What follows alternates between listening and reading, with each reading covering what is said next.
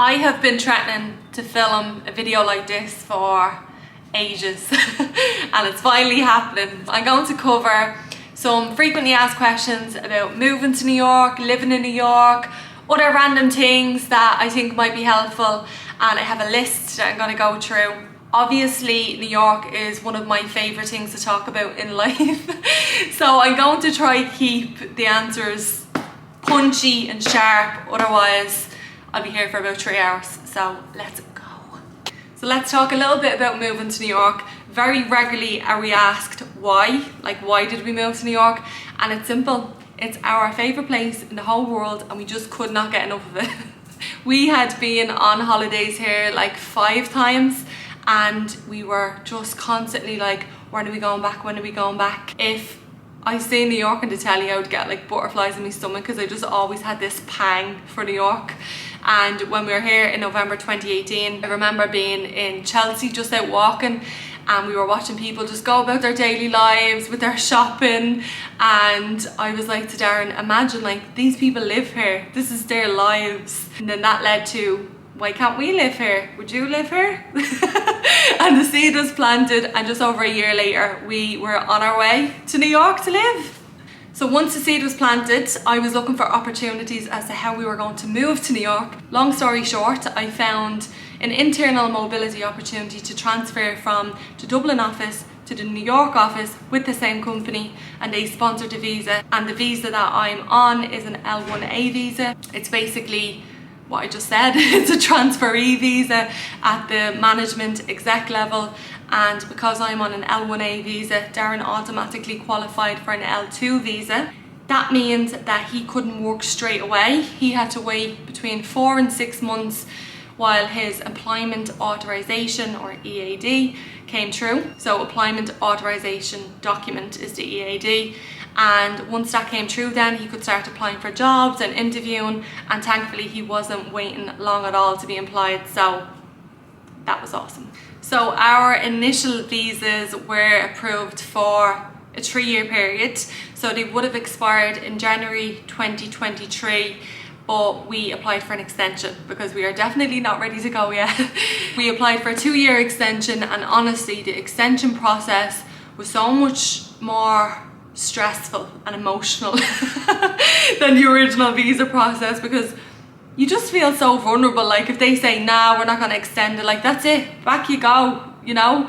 That was nerve-wracking. Thankfully they got approved, so we are here until at least 2025, and then we would have to apply for another extension for another 2 years, bringing us up to 2027.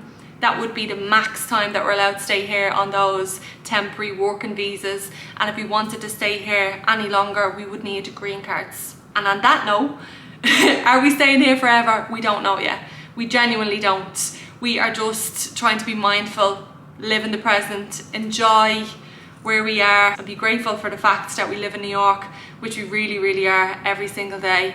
And we don't know what the future holds, but for now we are happy as Larry, living our dream. When I'm asked how people can move here, you know, any advice on transferring your career here, I always recommend the same thing, and that is go to see an immigration lawyer and see what type of visa you might qualify for. Don't be disheartened if they say none. Ask them for information on all the different visa types. Is there any visa that you could get in the future? Whether it take 1 year, 5 years, 10 years, if it is your dream, don't give up on it that easily. The other thing is what I did. If you're currently employed, see is there any internal mobility opportunities with that company, i.e. is there any jobs going in New York with your company, and if yes, you could apply for it. If you get it, will your company sponsor your transfer and sponsor your visa?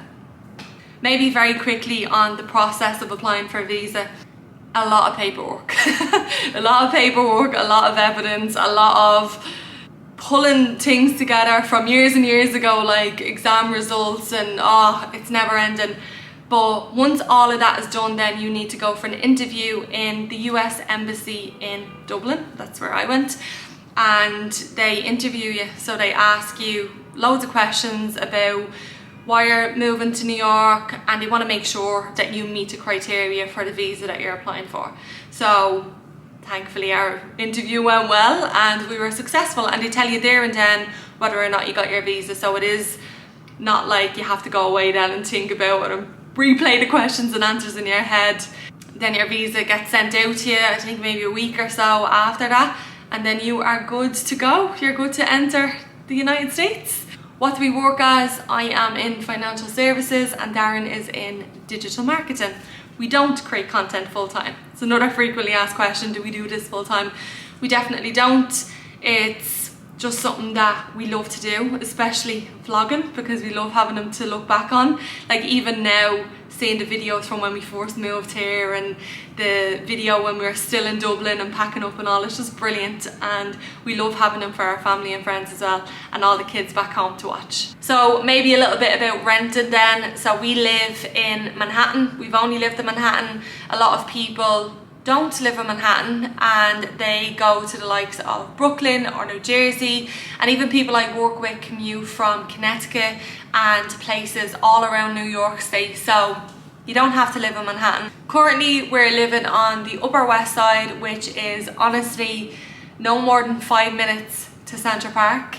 Central Park is my favourite place in the whole world and we're getting to spend so much time there, it's amazing. Before we lived up this side of Manhattan, we lived in the financial district for 2 years. And we did love it down there, just not as much as up here. It's unbelievable. So I definitely do recommend this area. It's fab. Renting in New York is ridiculously expensive. I'm always asked, is it more or less expensive than Dublin? More by a long shot. New York was recently voted the most expensive city in the whole world, so that shouldn't be a surprise, but it is really, really expensive. And if you're moving here, here's what you need to have up front.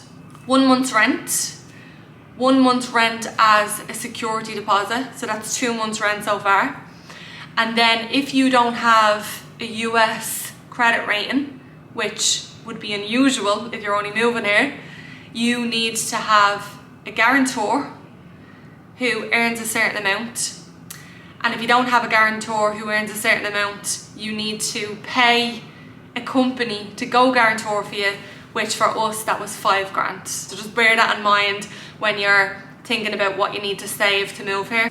Another thing to consider in your budget is the fact that the apartments come unfurnished for the most part. So you have to get everything. Sofas, beds, tellies, everything. I was actually asked a couple of times, did we have to have a certain amount of money moving here? So I know in other countries you have to prove that you have like 10 grand maybe in the bank and things like that. We didn't have to do that for New York. There was no amount that we had to prove that we had before we moved here. Moving on to frequently asked questions about visiting New York. Before I lose the sun, I'm going to rattle through this. When should you visit New York? My absolute favourite time in the city is autumn. So I love October and November. Halloween is my favourite. I love it so much, and the New Yorkers go all out. It's just such a good vibe around New York, and the weather is perfect. Summer is way too hot, winter is way too cold.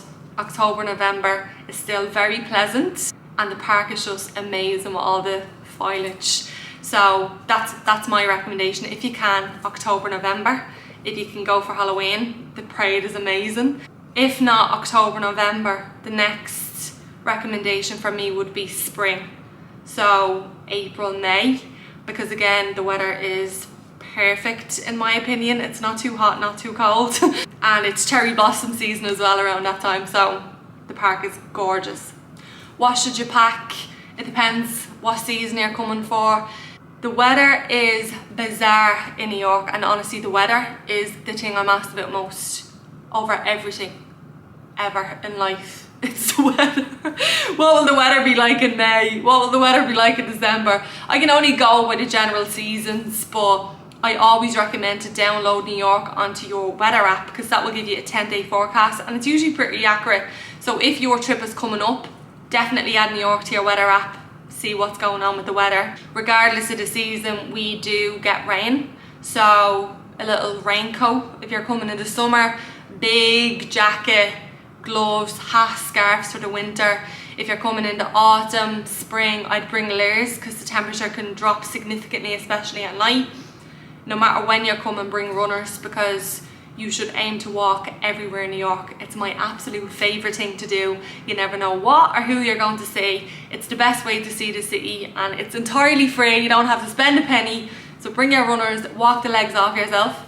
For the night time, I'm always casual. Like I tend to not get overly dressed up, but you can if you want. That's the great thing about New York. Nobody cares. Everyone does their own thing, lets everybody else do their own thing. If you want to dress up, dress up. What is my absolute favourite thing to do in New York? So I mentioned walk, and I mean that, walk anywhere and everywhere. But besides that, like touristy things, I would say walking over the Brooklyn Bridge to Dumbo, because the bridge itself is just absolutely stunning and the views of the skyline are just unbelievable. And it's always a real pinch me moment when I'm on that bridge because I'm like, oh my god.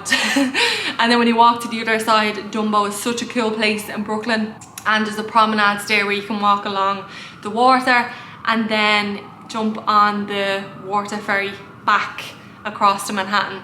The walk over the bridge is free, the walk around Dumbo and the promenade is free, and then the ferry is the same price as the subway, which is like $2.90.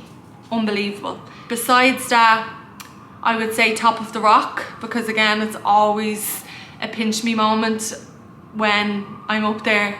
You just see the scale of New York. It's insane. They are the best views of the skyline in my opinion. The best things in New York are free, and I really mean that. I have a full blog post and guide on my website and on Instagram showing my favourite free things to do in New York.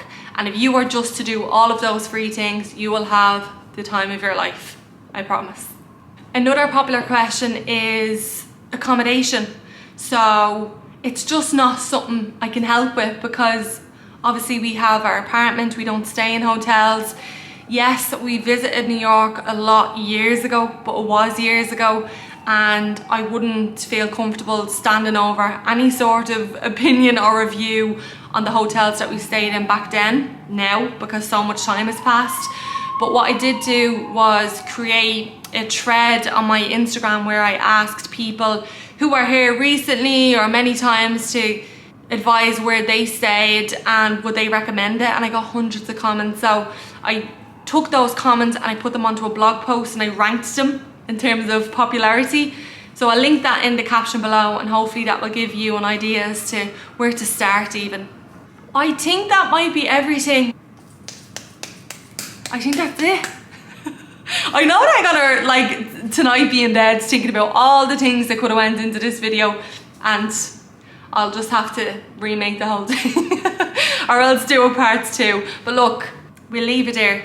I really hope you found that helpful, and it's going to help me as well to refer people to this video, because I do get the same questions over and over again. I am always asked, am I going to do more YouTube videos? And I put up a questions box on Instagram to see what do you want to see on here, and I've got loads of deadly ideas, so hopefully a lot more to come.